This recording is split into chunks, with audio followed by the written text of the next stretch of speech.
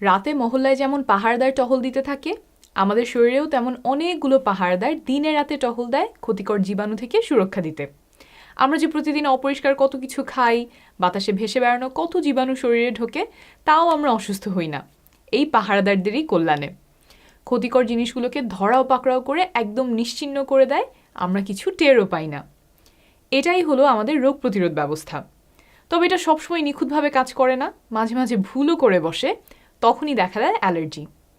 যেমন ধরেন, বৃষ্টির দিনে শরীফ ভাই জোড়াসন দিয়ে বসলো ভুনা খিচুড়ি, মচমচে করে ভাজা পদ্মার ইলিশ আর একটু বেগুন ভাজি নিয়ে আরাম করে খাবে। কিন্তু খাওয়া শুরু করার একটু পরেই দেখা গেল শরীফ ভাইয়ের গায়ে লাল লাল চাকা ওঠা শুরু হয়েছে, প্রচুর চুলকানি হচ্ছে। কি মুশকিল, আরাম করে খাওয়া তো গেলই না, আবার এখন চুলকানিও থামছে না। তাহলে এখানে ঘটনাটা কি হলো? শরীফ ভাইয়ের শরীরে যে পাহারাদারগুলো আছে, যারা প্রতিদিন তাকে অনেক ধরনের শত্রু থেকে বাঁচায়, তারা খাবারের মধ্যে কোনো একটা উপকরণকে ক্ষতিকর মনে করেছে। ধরলাম বেগুনকে ক্ষতিকর মনে করেছে, আর তাই বেগুনের সাথে বেদম মারামারি শুরু করে দিয়েছে। ভেতরে মারামারি হচ্ছে, আর বাইরে থেকে শরীফ ভাই দেখতে পাচ্ছেন লাল চাকা আর অনুভব করছেন চুলকানি। কিন্তু আসলে তো বেগুন শরীফ ভাইয়ের শরীরে কোনো ক্ষতি করবে না, অন্যরা তো কোনো সমস্যা ছাড়াই মজা করে খেলো। সহজ ভাষায় এটাই হলো অ্যালার্জি। আপনার শরীরের জন্য এই জিনিসগুলো ক্ষতিকর না, কিন্তু আপনার রোগ প্রতিরোধ ব্যবস্থা তাদেরকে শত্রু হিসেবে চিনে রেখেছে। টহল দেওয়ার সময় নাগাল পেলেই একেবারে এক হাত দেখে নেয়, আর আপনি পড়েন মহাযন্ত্রণায়। সাধারণত এটা ভয়ের কিছু না, আপনা আপনিই চলে যায়। তবে অনেক রোগীকে অ্যালার্জি খুব কষ্টে আর অশান্তিতে রাখে। অল্প কিছু ক্ষেত্রে অ্যালার্জি প্রাণঘাতী হতে পারে, এটা জানা খুব গুরুত্বপূর্ণ। আমি কমন অ্যালার্জি থেকে বাঁচার উপায় বলে তারপরে প্রাণঘাতী অ্যালার্জি দ্রুত চেনার উপায় বলবো। এখন বলছি অ্যালার্জি থেকে বাঁচার উপায় কি। অ্যালার্জির চিকিৎসা মোটা দাগে দুই ধরনের। প্রথম এবং সবচেয়ে কার্যকরী উপায় হলো অ্যালার্জি হতেই না দেয়া। আপনার শরীর যাকে শত্রু মনে করে তাকে আপনার কাছে ঘেঁষতে না দেয়া। আর দ্বিতীয় পদ্ধতি হলো যখন অ্যালার্জি দেখা দেয়, সেই অস্বস্তিগুলো কমানোর জন্য চিকিৎসা। প্রথম উপায় নিয়ে আগে বলি। যেই জিনিসে আপনার অ্যালার্জি, সেটা আপনি আপনার কাছে আসতে দিবেন না। তাহলে আপনার শরীরের পাহারাদারগুলো অযথা মারামারি করার জন্য আর কাউকে পাবে না, আপনারও কোনো যন্ত্রণা হবে না। তবে ঠিক কিসে আপনার অ্যালার্জি, সেটা খুঁজে বের করতে আপনাকে একটু গোয়েন্দাগিরি করতে হতে পারে। সহজ উদাহরণ হলো শরীফ ভাই। উনি ভুনা খিচুড়ি, পদ্মার ইলিশ আর বেগুন ভাজি খাচ্ছিলেন। সেখান থেকে তিনি একটা ধারণা করতে পারেন যে এই খাবারের কোনো একটাতে হয়তো তার অ্যালার্জি। পরের বার তিনি যখন বেগুন ভাজি দিয়ে রুটি খান, আর তখনও যদি এমন লাল চাকা চাকা উঠে চুলকাতে শুরু করে, তাহলে চিন্তা করতে হবে এই দুই খাবারের মধ্যে কোন জিনিসে মিল ছিল। দুইবারই বেগুন ছিল, তাহলে ধরা যায় যে শরীফ ভাইয়ের বেগুনে অ্যালার্জি আছে, এবং অ্যালার্জির যন্ত্রণা থেকে বাঁচতে শরীফ ভাইকে বেগুন থেকে দূরে থাকতে হবে। খাবারে অ্যালার্জি হলে সেটা খুঁজে বের করা তুলনামূলকভাবে সহজ, কিন্তু কিছু জিনিস আছে যা খাবারের মতো খুঁজে পাওয়া এতটা সহজ না। এমন জিনিসগুলোর একটা তালিকা আমি এখানে বলে দিচ্ছি, যাতে আপনি যখন গোয়েন্দাগিরি করছেন তখন কাকে কাকে সন্দেহভাজন তালিকায় রাখবেন তার একটা ধারণা পেয়ে যান। 1. Dust mite. এগুলো হলো ছোট ছোট পোকা, চোখে দেখা যায় না, মাইক্রোস্কোপের নিচে দেখলে সাদা রঙের আটপাওয়ালা পোকার মতো দেখা যায়। আমাদের চামড়া থেকে যে মৃত কোষগুলো ঝরে পড়ে, এরা সেগুলো খেয়ে বেঁচে থাকে। আমাদের চামড়া থেকে তো প্রতিদিনই অল্প অল্প মৃতকোষ ঝরে পড়ছে বিছানায়, কার্পেটে, সোফায়, আর এসব জায়গায় বাসা বাঁধছে কোটি কোটি ডাস্ট মাইট। এই ডাস্ট মাইটে আপনার অ্যালার্জি হতে পারে। এটা অ্যালার্জির খুবই কমন একটা কারণ, কিন্তু একে তো চোখে দেখা যায় না, তাই ধরতে পারা কঠিন। এটা দূরে রাখতে বিছানার চাদর, কাঁথা, লেপের কভার সপ্তাহে অন্তত একবার গরম পানি দিয়ে ধুবেন। যেসব জিনিস নিয়মিত ধোয়া যায় না, যেমন কার্পেট, সেগুলো বাসায় যত কম ব্যবহার করা যায় তত ভালো। বিছানা গোছানো, ঝাড়া মোছা করার সময় ভালো একটা মাস্ক পরে নিতে পারেন। আর যেসব জিনিস ভেজা কাপড় দিয়ে মোছা যায়, সেগুলো ভেজা কাপড় দিয়ে মুছবেন যাতে ধুলা না ছড়ায়। বাসার যেই জায়গাগুলোতে আপনি বেশি সময় কাটান, সেই জায়গাগুলো পরিষ্কার রাখায় মনোযোগ দিবেন। 2. মোল্ড বা ছত্রাক। বাসা স্যাঁতস্যাঁতে থাকলে ছত্রাক হতে পারে।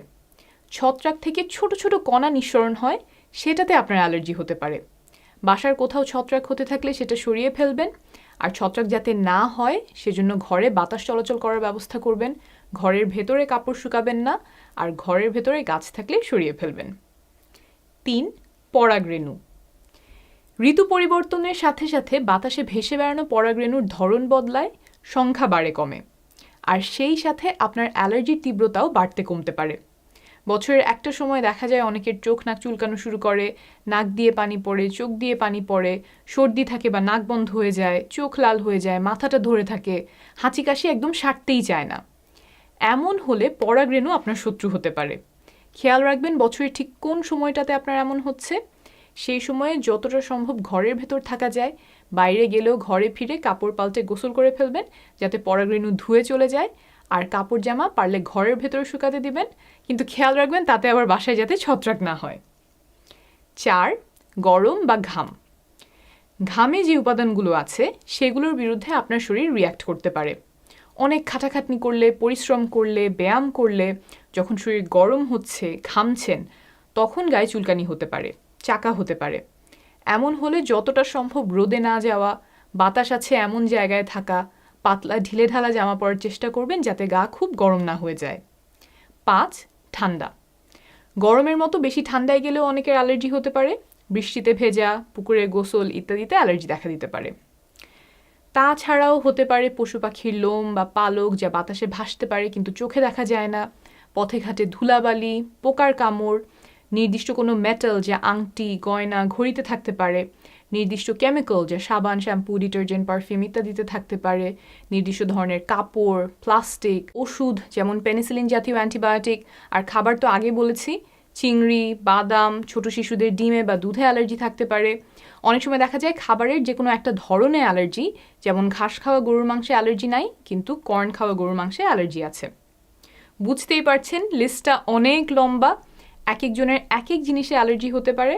তাই আপনার কিসে অ্যালার্জি সেটার গোয়েন্দাগিরি আপনি সবচেয়ে ভালো করতে পারবেন। এটা খুঁজে বের করতে পারলে অ্যালার্জি নিয়ন্ত্রণে রাখা অনেক সহজ হয়।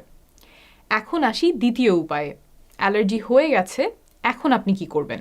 উপশমের উপায় কি? অ্যালার্জি নিয়ন্ত্রণের প্রধান ওষুধ হলো অ্যান্টিহিস্টামিন। শুরুতে যে বলেছিলাম অ্যালার্জির অস্বস্তিগুলো তৈরি হয় কারণ আপনার রোগ প্রতিরোধ ব্যবস্থা মারামারি করছে, সেই রোগ প্রতিরোধ ব্যবস্থার একটা অস্ত্র হলো হিস্টামিন, যা এত গোলমাল পাকায়। এই হিস্টামিনকে রুখতে ওষুধ হলো অ্যান্টিহিস্টামিন। এই জাতীয় অনেকগুলো ওষুধ আছে, অ্যালার্জির যাবতীয় অসুস্থগুলো কমাতে সাহায্য করে। আবার যখন আগে থেকে জানা থাকে যে অ্যালার্জি হতে পারে, তখন আগেভাগেই খেয়ে নিলে অ্যালার্জি হওয়া রুখে দিতে পারে। এটা করবেন আপনার চিকিৎসকের পরামর্শ অনুযায়ী। আর কি কি চিকিৎসা আছে? চুলকানি কমানোর জন্য জায়গাটাতে একটু ঠান্ডা সেক দিতে পারেন, একটা তোয়ালেতে বরফ পেঁচিয়ে সেক দিতে পারেন। চুলকানি কমাতে ক্যালামাইন লোশন, 1% মেন্থল ক্রিম বা ময়শ্চারাইজিং লোশনও ব্যবহার করা যেতে পারে।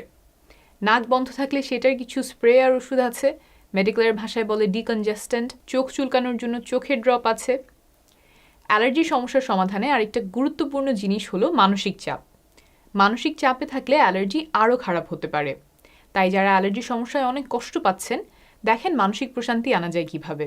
নিয়মিত ব্যায়াম, যোগ ব্যায়াম, শ্বাসের ব্যায়ামের মাধ্যমে চেষ্টা করতে পারেন। আপনার খুব তীব্র অ্যালার্জি হলে অল্প কিছুদিনের জন্য স্টেরয়েড নামের ওষুধ খেতে হতে পারে। আমি ইউটিউবে বেশ কয়েকটা ভিডিও দেখেছি যেখানে নাম, ডোজ সহ গণহারে অ্যালার্জির জন্য স্টেরয়েড খাওয়ার পরামর্শ দেওয়া আছে। এটা ভুলেও করতে যাবেন না। চিকিৎসকের পরামর্শ ছাড়া কখনোই এই ওষুধ খাবেন না। এটা খুবই শক্তিশালী ওষুধ, আপনার রোগ প্রতিরোধ ক্ষমতাকে দমিয়ে দেয়। ফলে অ্যালার্জিতে হয়তো আরাম পাবেন, কিন্তু অন্য ক্ষতিকর জীবাণুর সাথে তো আর লড়াই করতে পারবে না, তখন সেগুলো এসে আপনার শরীরে বাসা বাঁধতে পারে। করোনার সময় শুনেছেন না, ব্ল্যাক ফাঙ্গাসে অনেক মানুষ অন্ধ হয়ে গেছে? যথেচ্ছ স্টেরয়েড খাওয়া এর জন্য দায়ী বলে ধারণা করা হয়। ব্ল্যাক ফাঙ্গাস সাধারণত সুস্থ মানুষকে কিছু করতে পারে না, কিন্তু যাদের রোগ প্রতিরোধ ব্যবস্থা দুর্বল তাদের উপরে একেবারে জেঁকে বসে। অ্যালার্জি চিকিৎসার পরের ধাপের চিকিৎসা হচ্ছে ইমিউনোথেরাপি। অনেকে এটাকে অ্যালার্জি ভ্যাকসিন বলে। যেই জিনিসে আপনার অ্যালার্জি সেটা অল্প অল্প করে ইনজেকশন দিতে থাকতে হয় কয়েক বছর ধরে। মোট কথা, অ্যালার্জির কয়েক ধাপের কার্যকরী চিকিৎসা আছে। একদম সেরে না গেলেও অনেক নিয়ন্ত্রণে রাখা যায়। তাই একজন চিকিৎসকের পরামর্শ নেবেন, প্রয়োজনে অ্যালার্জি স্পেশালিস্টের শরণাপন্ন হবেন। শেষ করার আগে প্রাণঘাতী অ্যালার্জির লক্ষণগুলো বলে দেই। এগুলো খুব দ্রুত শুরু হয় আর তাড়াতাড়ি খারাপ হয়ে যেতে থাকে। শ্বাসকষ্ট, শ্বাস নেওয়ার সময় শো শো শব্দ হওয়া, বুক ধড়ফড়, মাথা ঘুরানো, মনে হয় অজ্ঞান হয়ে পড়ছে বা অজ্ঞান হয়ে পড়া, গায়ে ঘাম আসা, কনফিউশন, মুখ, চোখ, ঠোঁট, জিহ্বা ফুলে যাওয়া। সাথে গায়ে চাকা চাকা, চুলকানি, বমি ভাব, বমি, পেট ব্যথা ইত্যাদি থাকতে পারে। এমন হলে রোগীকে যত দ্রুত সম্ভব হাসপাতালে নিয়ে যান। রোগী ভালো অনুভব করলেও হাসপাতালে নেবেন। আগেই বলেছি এটা প্রাণঘাতী হতে পারে, কিন্তু সময় মতো একটা ইনজেকশন দিলেই জীবন বেঁচে যেতে পারে। শেষ করার আগে আরেকটা বোনাস, স্বাস্থ্য বিষয়ে তো আপনাদের নানা সময় নানা রকমের জিজ্ঞাসা থাকে। গুগল বা ইউটিউবে সার্চ করলে যে তথ্য পান তার কোনটা নির্ভরযোগ্য আর কোনটা মন গড়া তা বোঝা মুশকিল। আপনাদের এই সমস্যার সমাধান করতে আমরা অনেকজন ডাক্তার মিলে সহজ বাংলায় তথ্য প্রকাশ করছি সহায় থেকে। www.সহায়.health ওয়েবসাইটে গেলে বা সহায় লিখে সার্চ দিলেই আমাদেরকে পেয়ে যাবেন। এরপর যখন কোনো স্বাস্থ্য জিজ্ঞাসা মাথায় আসে আমাদের ওয়েবসাইট ঘুরে দেখার আমন্ত্রণ রইল। সুস্থ থাকবেন, অনেক শুভকামনা।